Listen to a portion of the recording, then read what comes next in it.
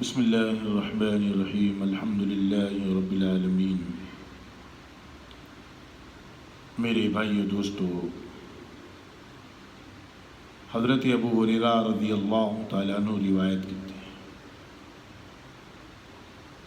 کہ رسول اللہ صلی اللہ علیہ وسلم نے ارشاد فرمایا، تم میں سے جب کوئی سورہ فاتحہ کے آخر میں آمین کہتا ہے تو فرشتے بھی آسمان سے آمین کہتے ہیں۔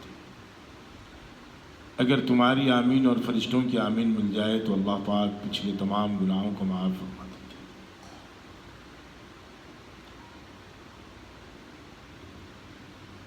یہ اللہ کا کرم ہے، یہ اللہ کا فضل ہے۔ اللہ پاک نے قرآن عظیم کو، قرآن پاک کو ہدایت بنایا، ہدایت بنا کر اللہ کی کتاب ہے، اللہ کا کلام ہے۔ سورہ فاتحہ کی آخری میں آمین کہنے پر اللہ کے نبی صلی اللہ علیہ وسلم نے کتنی پیاری بات، کتنی خوش خبری سنائی۔ تم میں سے کوئی شخص جب آمین کہے تو فرشتے بھی آمین کہتے ہیں، فرشتوں کی آمین سے تمہاری آمین مل جاوے تو تمام پچھلے گناہ کو معاف فرماتے ہیں اللہ رب۔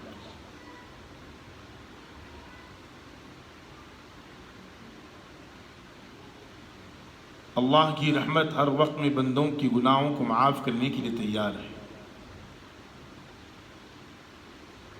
ہر عمل پر معاف کرنے کے لیے تیار ہے، معافی مانگنے والا چاہیے۔ اللہ غفور الرحیم ہے، اسی لیے اپنے اعمال کو سدھارنا چاہیے، قرآن کی تلاوت کرنا چاہیے۔ آج ہمارے گھروں سے قرآن کی تلاوت نکل گئی۔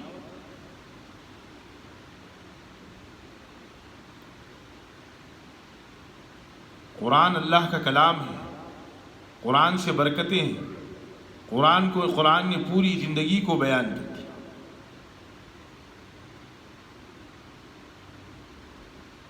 اللہ رب العزت نے اس امت کو قرآن عطا فرمایا۔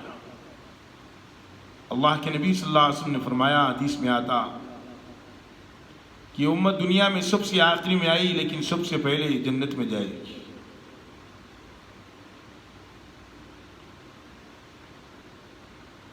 یہ امت کا بڑا مقام عطا فرمایا، قرآن کا مرتبہ بڑا مرتبہ۔ 1400 سال کے اندر قرآن میں ایک لفظ بھی تبدیل نہیں ہوا، اللہ نے اس کو محفوظ رکھا۔ اگر ہم قرآن گھر کے اندر پڑھیں گے تو ہماری نسلوں تک قرآن گھر میں زندہ رہے گا۔ اگر ہمارے گھروں کے اندر سے قرآن کی تلاوت نہیں ہوگی تو آنے والی نسل قرآن سے محروم ہو جائے گی۔ اللہ کے نبی صلی اللہ علیہ وسلم نے ارشاد فرمایا، میں تمہارے درمیان دو چیز چھوڑ کر جا رہا ہوں، جو اس کو مضبوطی سے پکڑ کر لے گا وہ کبھی گمراہ نہیں ہوگا۔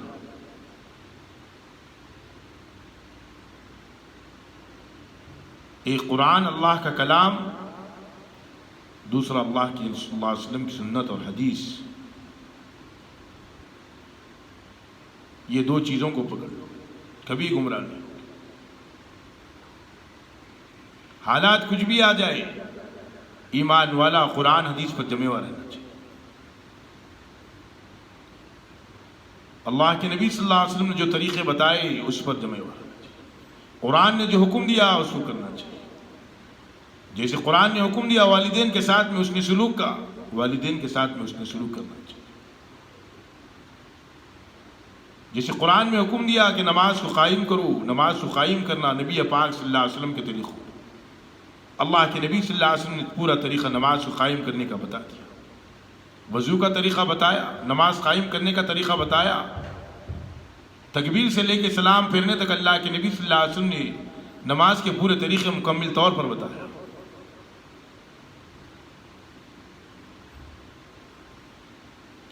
نماز کا حکم آیا،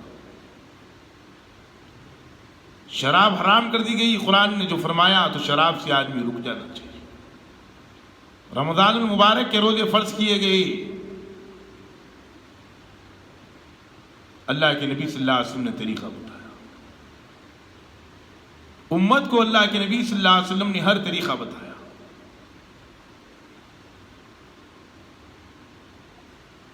اسی لیے میرے بھائیوں، قرآن کو مضبوطی سے پکڑ کر چلو، قرآن اور حدیث کو. اللہ نے جو حکم دیا اس پر عمل کرو.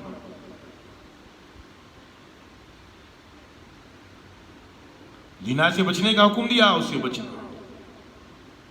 گناہ کبیرہ سے بچنے کا حکم دیا، اس سے بچنا. جھوٹ بولنے سے منع کیا گیا، اس سے بچنا. لوگوں کو دھوکہ دینا، لوگوں کے ساتھ میں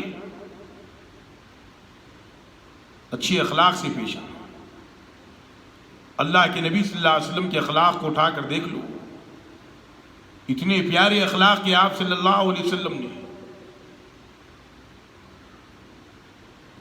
قیامت تک آنے والی انسانیت کے لیے اللہ کے نبی صلی اللہ علیہ وسلم نمونہ ہے.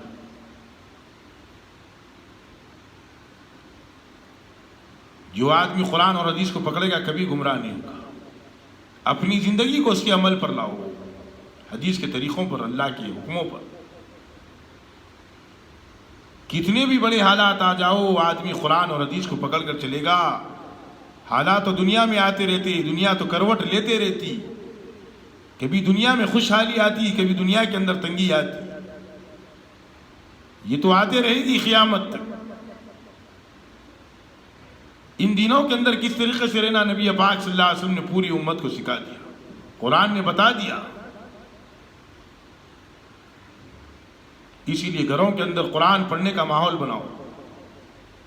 فجر کے بعد، عصر کے بعد، مغرب کے بعد اگر ہم قرآن پاک کی تلاوت کریں گے، ہمارے بچوں کو قرآن سکھائیں گے، تو بچے ان کی اولادوں کو قرآن سکھائیں گے. قرآن کا بہت بڑا مقام ہے. اللہ رب العزت نے میرے بھائیو دوستو ایک ایک حرف کے اندر اللہ نے کتنا بڑا اجر رکھا. سورہ فاتحہ کے اندر دیکھ لو، اللہ رب العزت نے اللہ کی تعریف اس کے اندر موجود ہے. اس کے اندر دعا ہے کہ یا اللہ ہمیں سیدھے راستے پر لا لے. جن پر تو نے نعمت کی ان کے راستے پر ہمیں لا لے، اور جن پر تو نے غصہ کیا ان کے راستے سے ہماری حفاظت فرما. ایک ایک لفظ قیمتی قرآن کے اندر، الف بھی قیمتی، میم بھی قیمتی، لام بھی قیمتی. ہر لفظ کے اندر اللہ نے اجر رکھا ہے. اسی لیے قرآن کو مضبوطی سے پکڑو، قرآن کی تلاوت کرو صبح شام، اور جناب رسول اللہ صلی اللہ علیہ وسلم کے طریقے اپنی زندگی میں لاؤ، اپنے گھروں کے اندر لاؤ، اپنے بچوں کو سکھاؤ. اللہ کے نبی صلی اللہ علیہ وسلم جو طریقے بتائے امت کو، کھانے کا طریقہ بتاؤ، پانی پینے کا طریقہ بتاؤ، گھر سے نکلنے کا طریقہ بتاؤ، گھر میں داخل ہونے کا طریقہ بتاؤ، بڑوں سے بات کس طریقے سے کرنا سکھایا اللہ کے نبی نے وہ بتاؤ، بڑوں کا مقام بتاؤ، چھوٹوں کا مقام بتاؤ. سب سے پہلے قرآن اور حدیث کی عظمت ڈالو اولاد کے اندر. ورنہ میرے بھائیو دوستو، آج امت اگر قرآن کو چھوڑے گی حالات کا شکار ہوگی، حدیث کو چھوڑے گی حالات کا شکار ہوگی. اللہ کے نبی صلی اللہ علیہ وسلم کے طریقوں پر دنیا 100% کامیابی دیکھی. پوری انسانیت کے حقوق بتائے آپ صلی اللہ علیہ وسلم نے، جانور کے حقوق بتایا آپ صلی اللہ علیہ وسلم. ہر ایک کے ساتھ میں کس طریقے سے پیش آنا آپ نے بتایا، عملاً کر کر بتایا اللہ کے نبی صلی اللہ علیہ وسلم. ماں باپ کے ساتھ میں کیا رویہ ہو، پڑوسیوں کے ساتھ میں کیا رویہ ہو، رشتہ داروں کے ساتھ میں کیسے پیش آئے، رشتہ داری جوڑ کر رکھے. آج رشتہ داری کا بھی لحاظ نہیں رہتا.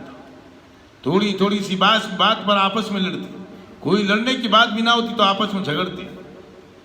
فرمایا کہ اللہ جو زیادہ جھگڑالو ہوتا ہے آپس کے اندر، اللہ اس کو پسند نہیں فرماتا. دیکھو میرے بھائیو دوستو، اگر بچوں کو قرآن پاک کی تلاوت کرنا نہیں سکھاؤ گے تو بچے جو چیز نہیں سیکھنے کا ہے وہ چیز سیکھ جائے گی. گالیاں سیکھیں گے آپس میں، بد اخلاقی سیکھیں گے آپس میں. پہلے خود قرآن کی تلاوت کرتے رہو. سال بھر قرآن پڑھنا چاہیے. روزانہ پو پارا کیوں نہ ہو پڑھنا چاہیے. ہماری نگاہ ایک اللہ پر ہونا چاہیے, قرآن حدیث پر ہونا چاہیے. اللہ دنیا اور آخرت کو بنا دیتے ہیں. دنیا کو اختال شان و من والوں نے مختصر سی زندگی بنائی, لیکن آخرت کی زندگی ہمیشہ ہمیشہ کی زندگی. جس کسی نے قرآن پر پوری اپنے آپ کو لایا, اللہ کے حکم پر, نبی کے طریقوں پر, اللہ نے دنیا اور آخرت میں کامیاب کر دیا اس کو. حضرت صحابہ اکرام رضی اللہ تعالیٰ عنہ اجمعین پورا قرآن کو سمجھے تھے, قرآن کو پڑھتے تھے, قرآن کے حکموں پر, اللہ کے نبی صلی اللہ علیہ وسلم کے بتائے طریقے پر آگے تھے. اللہ نے پوری طریقے سے کامیابی کا اعلان فرما دیا کہ میں ان سے راضی ہو گیا اور مجھ سے راضی ہو گئے. یہ قرآن کی بنیاد پر اللہ نے اعلان کیا. اسی لیے میرے بھائیو دوستو, قرآن کو مضبوطی سے پکڑنا چاہیے. سورہ فاتحہ سے لے کے سورہ ناس تک ایک ایک چیز اللہ نے کھل کھل کر بیان فرما دی. ہدایت ہے پوری انسانیت کے لیے قرآن.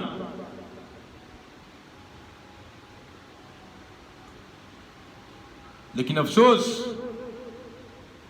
ہم تلاوت قرآن کی نہیں کرتے. قرآن کی تلاوت کثرت سے کرنا چاہیے. ہر گھر میں ایمان والے کی قرآن پڑھنا چاہیے. قرآن پڑھنے سے برکتیں آتی ہے گھر کی. نمازیں پڑھنے سے زندگیوں میں برکت آتی ہے, روزی میں برکت آتی ہے. قرآن چھٹی, نماز چھٹی, اللہ کے احکام ٹوٹ رہے ہیں, ذرا بھی افسوس نہیں ہے. تو اللہ کی مدد کہاں سے آئے گی؟ ایک نماز چھوٹنے پر افسوس ہونا چاہیے. میری آج نماز چھوٹ گئی, ویسے تو نماز تو چھوٹنا نہیں چاہیے. جماعت کی فضیلت بتائی اللہ کے نبی صلی اللہ علیہ وسلم نے. انفرادی نماز پڑھنے کی بھی فضیلت بتائی اللہ کے نبی صلی اللہ علیہ وسلم نے. 25 درجے کا فرق بتایا. پوری زندگی کو اللہ کے نبی صلی اللہ علیہ وسلم نے عملاً کر کر بتایا. کسی سے ملاقات کے لیے جاؤ گے گھر پر تو کس طریقے سے اس میں پیش آؤ گے, یہ بھی اللہ کے نبی صلی اللہ علیہ وسلم نے بتایا. کوئی زندگی کا مرحلہ اللہ کے نبی نے نہیں چھوڑا جو امت کو نہیں بتایا. یہاں تک کہ آپ استنجا کو جانے کا بھی طریقہ بتایا اللہ کے نبی صلی اللہ علیہ وسلم. 100% کامیابی جناب رسول اللہ صلی اللہ علیہ وسلم کے طریقوں میں کامیابی. اللہ کے نبی صلی اللہ علیہ وسلم کے طریقے کا مقابلہ مل کر کوئی مقابلہ اتنے کر سکتا. اتنی بڑی برکت, اتنی بڑی رحمت نبی پاک صلی اللہ علیہ وسلم کے طریقوں میں رکھی, قرآن کے حکم میں رکھی. اسی لیے میرے بھائیو دوستو, ادباً گزارش ہے کہ قرآن کی تلاوت ہم بھی کریں, اپنے بچوں کو بھی قرآن حافظ القرآن بنائے, قرآن پڑھنے والا بنائے. اگر حافظ نہ بنا سکتے تو ناظرہ برابر بنائے. قرآن پڑھنے والا بنائے بچے, قرآن پر عمل کرنے والا بنائے بچے, حدیث پر عمل کرنے والا بنائے بچے. خود بھی عمل کرے, اپنے اولاد کو بھی جیسے نبی پاک صلی اللہ علیہ وسلم نے بتایا اس طریقے سے تربیت دے. اللہ پاک کہنے سننے سے زیادہ مجھے عمل کرنے کی توفیق عطا فرمائے.